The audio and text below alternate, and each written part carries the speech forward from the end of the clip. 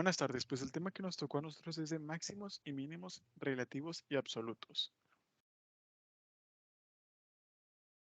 Extremos relativos. Un punto A es un máximo relativo de la función f si f de A es mayor a f de x. Para que los x cercanos a A es un mínimo relativo si f(a) es menor a fx. El ejemplo por el que podemos ver aquí a la derecha en la presentación. Definimos extremos relativos y absolutos de una función y enunciamos las reglas de la primera y segunda derivada. Proporcionamos ejemplos y resolvemos algunos problemas. La función tiene un máximo relativo en 0 a 0 y un mínimo relativo de 2 a menos 4. Observa que es igual a 0. Es un máximo en los puntos de su alrededor, pero no en todos. Definimos extremos relativos y absolutos de una función y enunciamos las reglas de la primera y segunda derivada. Extremos absolutos. Si A es un mínimo o un máximo para todo x del dominio de f, se dice que es un mínimo absoluto o un máximo absoluto. Es decir, f de A es menor a f de x.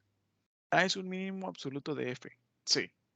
Definimos extremos relativos y absolutos de una función y enunciamos las reglas de la primera y segunda derivada.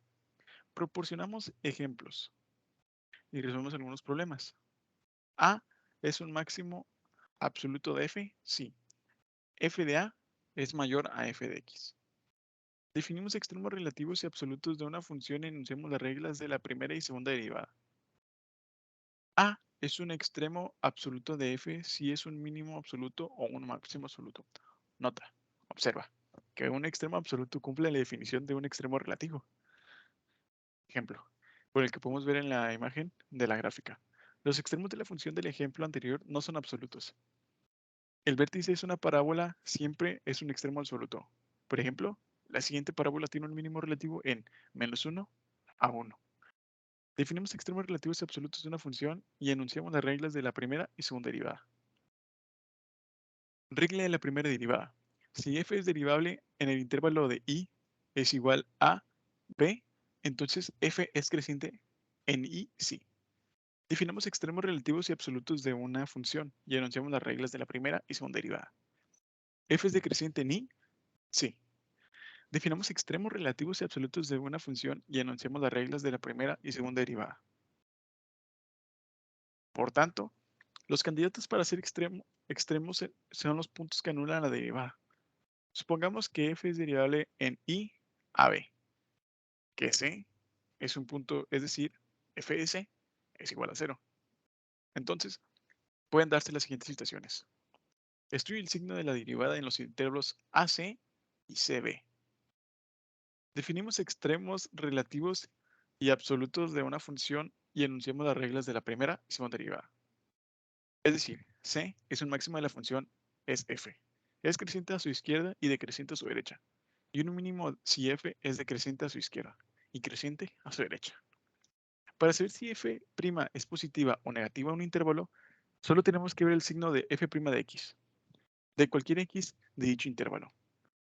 Ejemplo, vamos a calcular los extremos de la función fx es igual a 3e sobre x.